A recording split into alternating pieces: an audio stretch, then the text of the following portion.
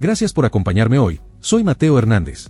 En las últimas semanas, el expresidente Donald Trump ha vuelto a encender la mecha de la confrontación migratoria. En su discurso más reciente, lanzó una amenaza directa.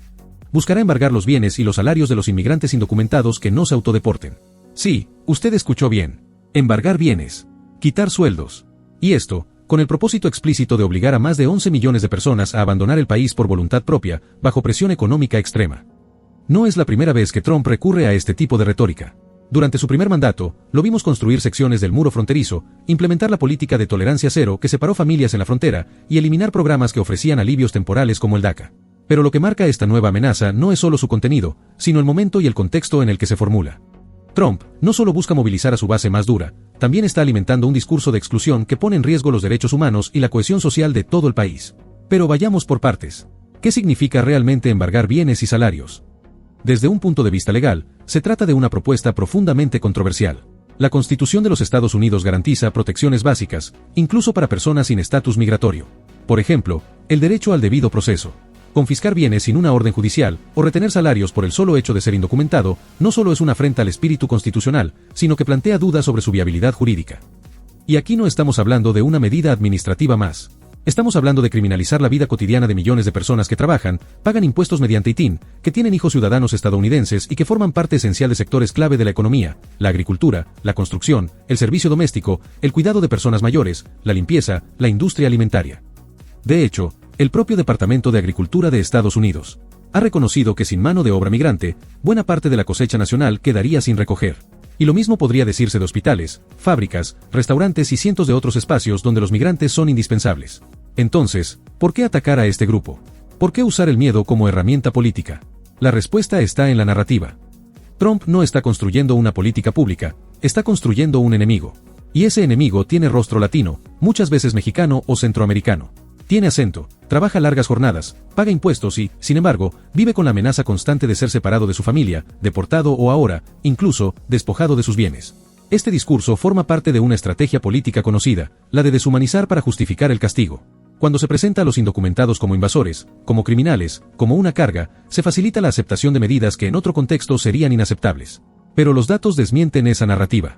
Según el Pew Research Center, más del 70% de los indocumentados han vivido en Estados Unidos por más de una década. Muchos tienen hijos que nacieron y se educaron en el país. Viven aquí, trabajan aquí, y han construido una vida aquí. Lejos de ser ilegales peligrosos, son parte del tejido social norteamericano. Por eso las reacciones han sido tan enérgicas. Organizaciones de derechos civiles, abogados constitucionalistas, líderes religiosos, sindicatos y hasta algunos sectores empresariales han alzado la voz. Denuncian no solo la crueldad de las propuestas, sino su ineficacia. Históricamente, las políticas migratorias basadas en el miedo no resuelven el problema de fondo, la ausencia de una reforma migratoria integral. Y es que ese es el verdadero problema. Durante décadas, demócratas y republicanos han postergado una discusión seria sobre cómo integrar de manera justa a los millones de indocumentados que ya viven en Estados Unidos. En lugar de soluciones estructurales, lo que ha habido son parches temporales y oleadas de criminalización. Pero hay algo aún más preocupante, la normalización del discurso autoritario. Lo que propone Trump va más allá del tema migratorio. Lo que plantea es una forma de gobernar donde la ley se adapta al capricho del poder, donde se persigue al diferente, donde se siembra miedo para obtener votos, donde se identifica a un otro para reforzar la identidad nacional por exclusión. En ese sentido, su propuesta no es solo peligrosa para los inmigrantes, es peligrosa para la democracia estadounidense. Porque lo que está en juego no es solo el estatus migratorio de 11 millones de personas, es la integridad moral del país, su compromiso con la justicia y su respeto por los derechos fundamentales. Ahora bien, ¿cómo reaccionará la sociedad estadounidense? Esa es la pregunta clave. En los próximos meses, el país decidirá si avala o rechaza este tipo de propuestas. Y esa decisión tendrá consecuencias profundas. Si Trump regresa al poder y cumple sus amenazas, se podría abrir un periodo oscuro de redadas masivas, embargos ilegales, persecuciones laborales e incluso violencia racial. Pero si el electorado opta por un camino diferente, uno que reconozca la dignidad de los migrantes, que promueva la inclusión y que apueste por una reforma migratoria justa, entonces podríamos estar ante el inicio de una nueva etapa. Una etapa en la que se reconozca que la migración no es un problema, sino una realidad humana compleja. Que los inmigrantes no son enemigos, sino vecinos. Que ningún ser humano es ilegal. Y que un país no se hace grande construyendo muros, sino tendiendo puentes. Porque cuando se normaliza la persecución de uno, se abre la puerta a la persecución de muchos. Y porque, al final, el valor de una democracia se mide por cómo trata a los más vulnerables. Muchas gracias.